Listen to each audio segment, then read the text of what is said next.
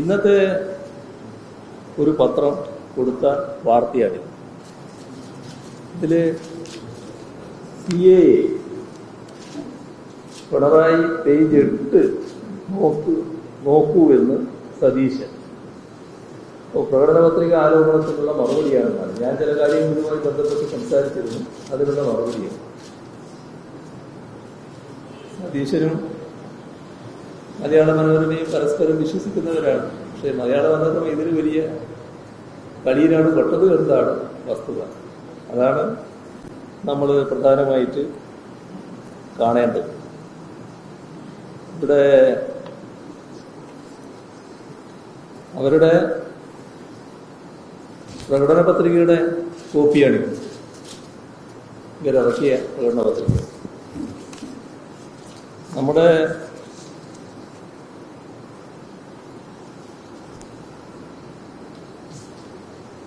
ഈ പൗരത്വ ഭേദഗതി നിയമത്തിൽ കോൺഗ്രസ് പ്രകടന പത്രിക മൗനം പാലിച്ചു.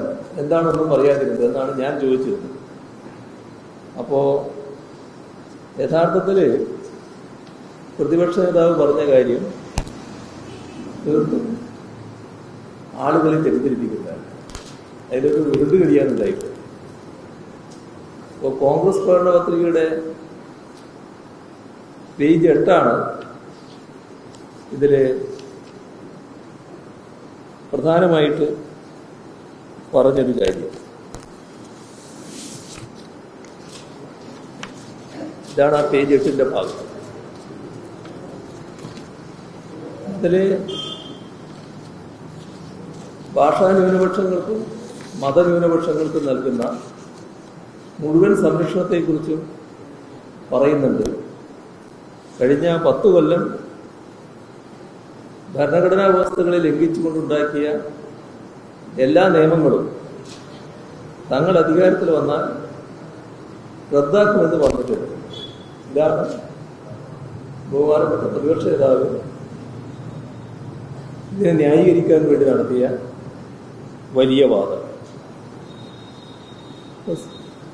ഇദ്ദേഹത്തിൻ്റെ വാദത്തിൽ ഏതെങ്കിലും തരത്തിലുള്ള കഴമ്പുണ്ടോ എന്നാണ് നോക്കേണ്ടത്.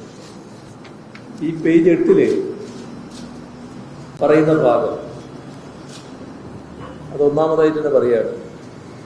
We will respect and uphold the fundamental right to practice one's faith and the rights guaranteed to religious minorities under Articles 15, 16, 25, 26, 28, 29 and 30 of the Constitution.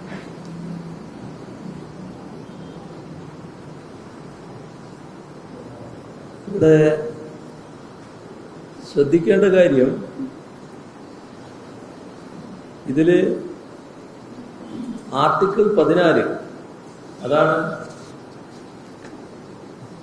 പ്രതിപക്ഷ നേതാവ് പ്രധാനമായിട്ട് പറഞ്ഞ ഒരു ഭാഗം. അത് ഈ സംരക്ഷണമാണ്, ആ ഭാഗമുണ്ട് എന്നാണ് പറഞ്ഞത്. ഇപ്പോൾ ഭരണഘടനയുടെ ആർട്ടിക്കിൾ 15, 16, 25, 26, 28, 29, 30 എന്നിവ പ്രകാരം മതന്യൂനപക്ഷങ്ങൾക്ക് ഉറപ്പു നൽകുന്ന അവകാശങ്ങളെയും വിശ്വാസങ്ങൾ പാലിക്കാനുള്ള മൗലികാവകാശത്തെയും മാനിക്കുകയും ഉയർത്തിപ്പിടിക്കുകയും ചെയ്യുമെന്നാണ് കോൺഗ്രസ് പറഞ്ഞിട്ടുള്ളത്. അത് നല്ല കാര്യം തന്നെയാണ്. അത് ചോദ്യം ചെയ്യേണ്ട കാര്യമില്ല. നമുക്കത് നല്ലതാണെന്ന് തന്നെ അംഗീകരിക്കാം. പക്ഷേ ഈ പാരഗ്രാഫ് കൊണ്ട് പൗരത്വ നിയമ ഭേദഗതി ഉയർത്തുന്ന പ്രശ്നങ്ങളെ കോൺഗ്രസ് അഭിസംബോധന ചെയ്തു എന്ന് പറയാനാവും. അപ്പോൾ കാണേണ്ടത് പൗരത്വ ഭേദഗതി നിയമം ഉയർത്തുന്ന പ്രശ്നങ്ങൾ കോൺഗ്രസ് അഡ്രസ് ചെയ്യുന്നില്ല എന്നുള്ളതാണ്. പ്രധാനമായും ആർട്ടിക്കിൾ 14 കാര്യമാണ് പ്രതിപക്ഷ നേതാവ് ഉന്നയിച്ചത്. ഈ ആർട്ടിക്കിൾ 14 എന്ന ഒരു വാക്ക് ഈ ഭാഗത്തേക്ക്, ഈ പാരഗ്രാഫിലേക്ക് ഈ പേജിലേ കാണാനാവില്ല.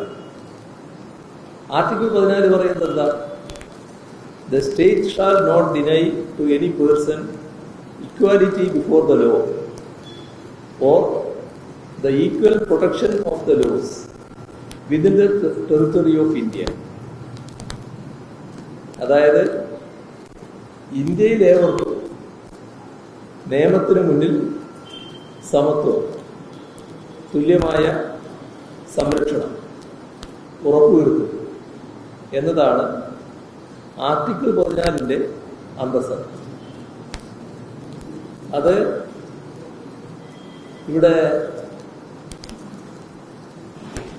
പൂർണ്ണമായും ലംഘിക്കുന്ന അവസ്ഥയാണ് പൗരത്വം മതാധിഷ്ഠിതമാക്കുന്നത് വഴി ഉണ്ടായിട്ടുള്ളത്. അപ്പൊ അതിനെക്കുറിച്ചാണ് മിണ്ടാതിരിക്കുന്നത്, അതിനെക്കുറിച്ച് ശബ്ദിച്ചിട്ടില്ല. കോൺഗ്രസ് പ്രകടന പത്രികയിൽ അത്തരമൊരു കാര്യമേ ഇല്ല.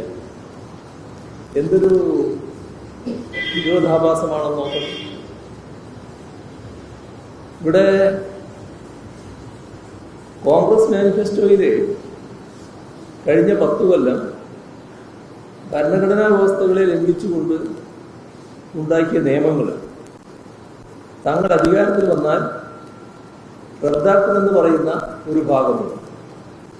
അതിങ്ങനെയാണ്: We promise that all anti-people laws passed by the BJP NDA without proper parliamentary scrutiny and debate, especially those relating to workers, farmers, criminal justice, environment and forests, and digital data protection, will be thoroughly reviewed and changed.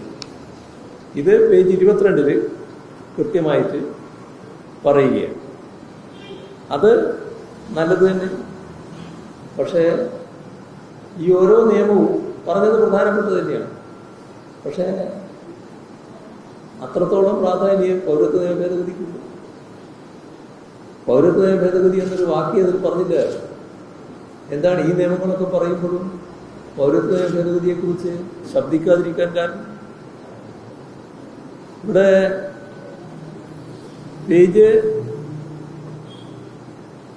33 GST നിയമങ്ങൾ മാറ്റുമെന്ന് പറയുന്നത് അവർക്ക് നല്ലതാണ്.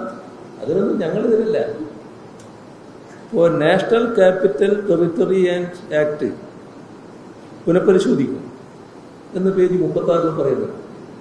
ഇത്രയെല്ലാം ആക്ടുകളെ കുറിച്ച് പറയുമ്പോൾ എന്തേ ഈ പറയുന്ന പൗരത്വ നിയമ ഭേദഗതിയെക്കുറിച്ച് ഒന്നും ഇതിനകത്ത് പരാമർശിക്കാതിരുന്നത്?